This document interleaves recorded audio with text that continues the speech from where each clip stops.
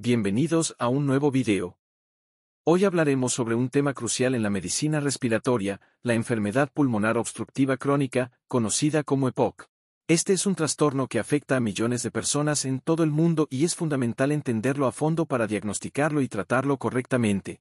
Como definición, la EPOC es un término general que se utiliza para describir un grupo de enfermedades pulmonares que tienen algo en común. Causan una obstrucción crónica del flujo de aire en los pulmones y generan dificultad para respirar, conocida como disnea.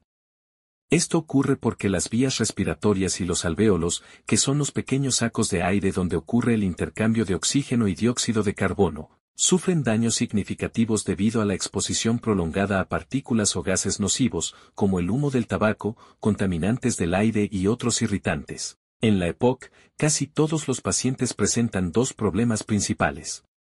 Por un lado, tenemos el enfisema, que es la destrucción progresiva de los espacios aéreos en los pulmones. Por otro lado, está la bronquitis crónica, que se caracteriza por una inflamación persistente de las vías respiratorias y la presencia de tos y producción de esputo durante al menos 3 meses al año, por 2 años consecutivos. Desde un punto de vista clínico y diagnóstico, la obstrucción del flujo aéreo en la EPOC se define cuando la relación entre el volumen expiratorio forzado en el primer segundo, conocido como VF1, y la capacidad vital forzada, conocida como CVF, es menor a 0.7.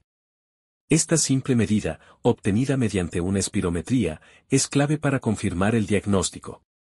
Ahora que hemos definido la EPOC, pasemos a analizar su epidemiología. La EPOC es un problema de salud pública creciente. En las últimas décadas, su incidencia ha ido en aumento, y el principal culpable detrás de este fenómeno es el humo del tabaco. El tabaquismo es, sin lugar a dudas, el mayor desencadenante de esta enfermedad, y su impacto no es pequeño. De hecho, la EPOC afecta predominantemente a los adultos mayores, presentándose generalmente a partir de la sexta década de la vida o incluso más tarde. Otros elementos, como las infecciones respiratorias en la infancia, la exposición al humo de biomasa en espacios cerrados, lo cual es común en muchas comunidades rurales que cocinan con leña o carbón, e incluso ciertas condiciones laborales, también contribuyen al desarrollo de la EPOC.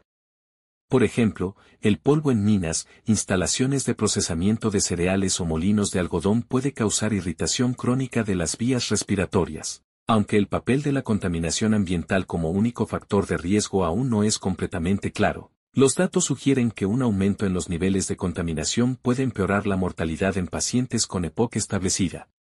Con una prevalencia mundial estimada de 175 millones de personas, la EPOC es la tercera causa principal de muerte a nivel global, cobrando la vida de 3.2 millones de personas cada año. Y si hablamos de tasas de mortalidad, los hombres tienen una tasa del 19.8%, mientras que las mujeres no se quedan muy atrás, con un 16.7%. Estos números han aumentado con el tiempo, reflejando también el incremento del tabaquismo en la población. En la EPOC, la patogenia describe cómo los factores de riesgo, como el tabaquismo, provocan los cambios estructurales y funcionales que caracterizan la enfermedad. Este proceso es multifactorial y se basa en varias teorías y mecanismos clave. El humo del tabaco es el principal desencadenante de la EPOC. Este introduce toxinas y radicales libres en los pulmones que provocan estrés oxidativo y una respuesta inflamatoria crónica. Esta inflamación implica una afluencia de macrófagos, neutrófilos y linfocitos CD8+, células que liberan enzimas como proteasas y elastasas. Uno de los mecanismos más importantes es la teoría de la proteasa antiproteasa. Normalmente, las antiproteasas, como la alfa-1 antitripsina, neutralizan a las proteasas, como la elastasa de los neutrófilos, evitando la degradación excesiva del tejido pulmonar. Sin embargo, en fumadores o personas con deficiencia genética de alfa-1 antitripsina, este equilibrio se rompe. Como resultado, las proteasas destruyen las paredes alveolares, lo que causa el enfisema. Otro aspecto clave es el daño a las vías respiratorias pequeñas. Aquí, la inflamación provoca engrosamiento de las paredes, fibrosis y obstrucción progresiva. Esto genera resistencia al flujo de aire, que empeora con el tiempo. Además, se ha demostrado que la inflamación y el estrés oxidativo persisten incluso después de dejar de fumar, indicando que la enfermedad continúa su curso de manera independiente.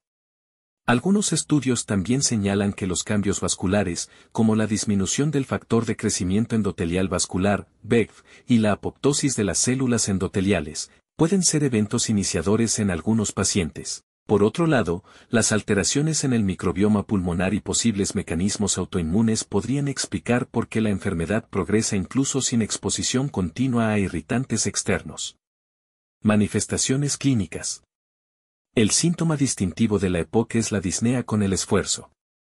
Este síntoma aparece cuando los pacientes han alcanzado un grado significativo de la enfermedad, ya que en las etapas iniciales, la capacidad de ventilación no se ve limitada y la disnea puede pasar desapercibida. La progresión gradual de la EPOC y la coexistencia de otros factores como la enfermedad cardíaca, la obesidad o la falta de acondicionamiento físico pueden complicar la detección precoz, lo que hace que muchos pacientes experimenten síntomas durante meses o años antes del diagnóstico. En algunos casos, la EPOC se diagnostica cuando el paciente sufre una exacerbación que se manifiesta con un aumento de la disnea, tos más intensa y un cambio en la producción de esputo, que puede incluir fiebre y otros síntomas constitucionales que sugieran una infección. Estas exacerbaciones pueden motivar la evaluación médica y revelar exposiciones previas como el tabaquismo crónico y disnea relacionada con el esfuerzo. Las exacerbaciones recurrentes son comúnmente parte del curso natural de la EPOC en un subconjunto de pacientes. En la bronquitis crónica, la tos persistente y la producción de esputo son características definitorias. La hemoptisis puede ocurrir, especialmente durante exacerbaciones. Sin embargo, la presencia de acropaquias no es un signo de EPOC y debe investigarse para descartar otras enfermedades como cáncer de pulmón o fibrosis pulmonar. En fases más avanzadas, la hipoxemia y la hipercapnia pueden estar presentes. La hipoxemia se puede demostrar mediante pulsioximetría y puede manifestarse clínicamente como cianosis. La hipercapnia puede estar asociada a un nivel sérico elevado de bicarbonato, confirmándose mediante la medición de los gases arteriales. La EPOC también puede presentar manifestaciones sistémicas, incluyendo arritmias como la fibrilación auricular. Los pacientes con predominio de enfisema pueden perder masa corporal y desarrollar sarcopenia. La hipertensión pulmonar es una complicación que limita la capacidad de ejercicio y puede llevar a insuficiencia del ventrículo derecho. La depresión es también común en pacientes con EPOC. Diagnóstico. Anamnesis y exploración física. Para establecer el diagnóstico, es esencial una anamnesis detallada, incluyendo antecedentes de consumo de cigarrillos y otras exposiciones ambientales, infecciones pulmonares en la infancia o nacimiento prematuro, así como detalles sobre la tos crónica y la producción de esputo. Se debe indagar en el impacto de la disnea en la vida diaria, ya que los pacientes pueden modificar su nivel de actividad para evitar la sensación de falta de aire, lo que podría enmascarar la verdadera limitación funcional. Pruebas diagnósticas en la EPOC. 1. Espirometría. La espirometría es fundamental para establecer el diagnóstico de EPOC. Su principal hallazgo característico es la obstrucción al flujo de aire, evidenciada por una relación BF1, CVF menor a 0.7 tras el uso de broncodilatadores. Este parámetro también puede expresarse como un porcentaje del valor predicho, ajustado por edad, sexo, altura y origen étnico. Cuanto menor sea esta relación, mayor será la gravedad de la obstrucción. Además, los volúmenes pulmonares suelen estar alterados, el volumen residual se encuentra elevado, reflejando atrapamiento de aire. La capacidad pulmonar total también aumentada debido a la hiperinsuflación pulmonar.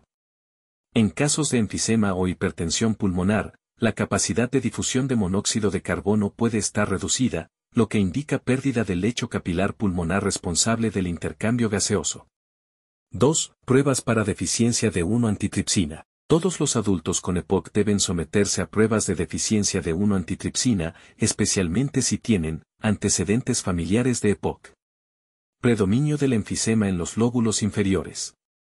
Presentación temprana de la enfermedad.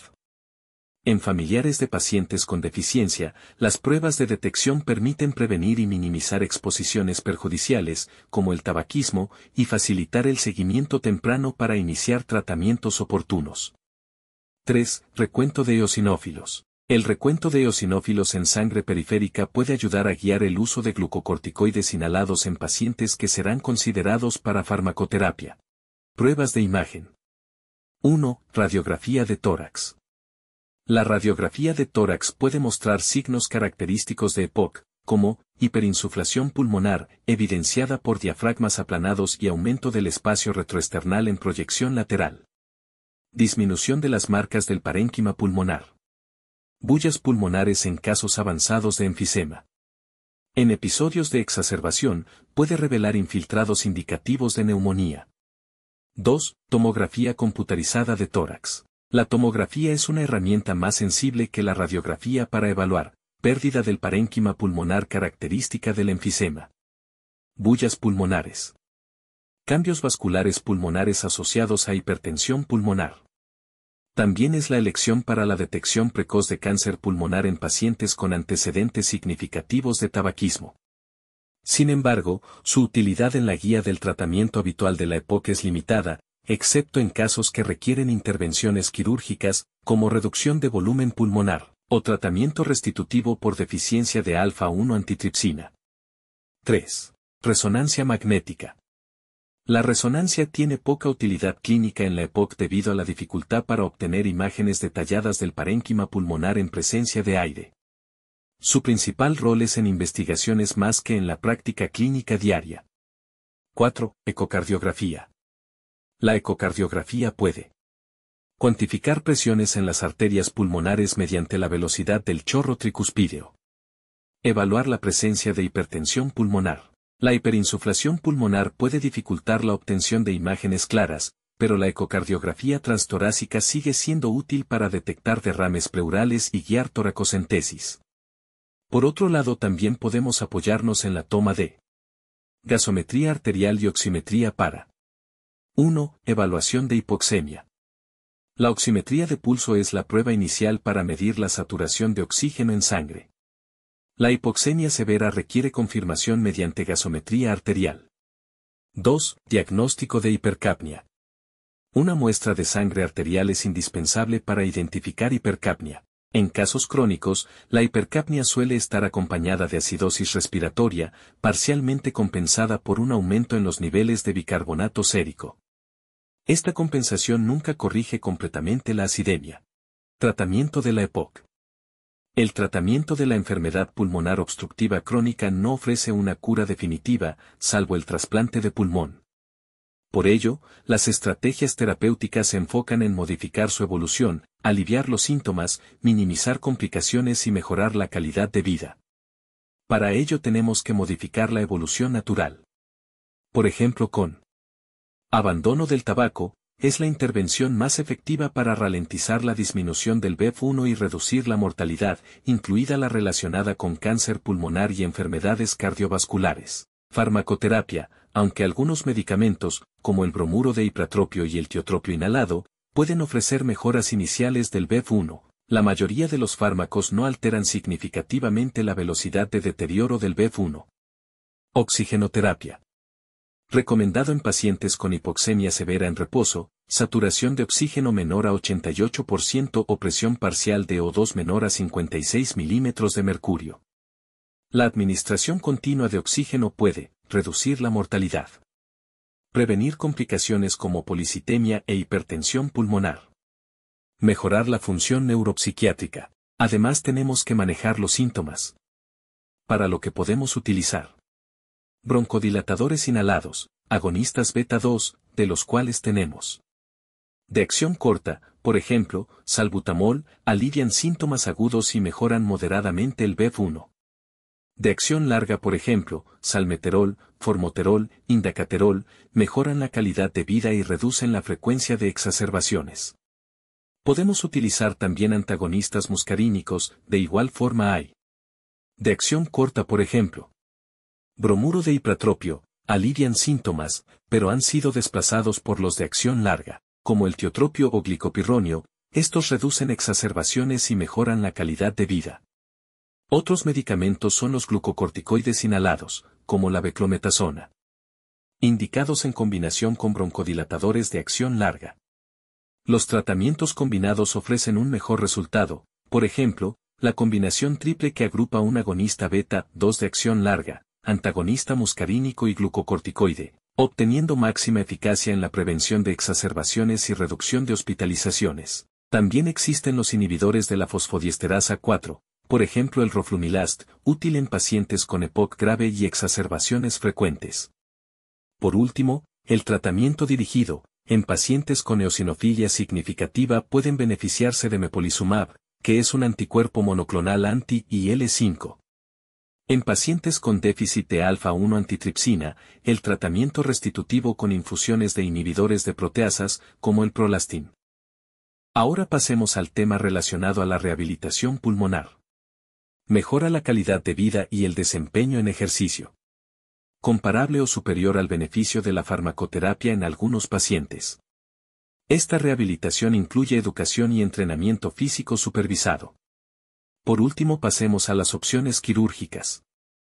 En primer lugar tenemos a la bullectomía, indicada en pacientes con bullas gigantes, mayores a 30% del hemitórax y síntomas persistentes.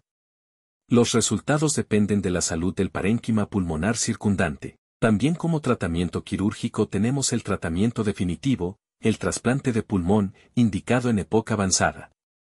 La supervivencia mediana post-trasplante es alrededor de 5.8 años. Se prefieren trasplantes bilaterales por mejores resultados a largo plazo.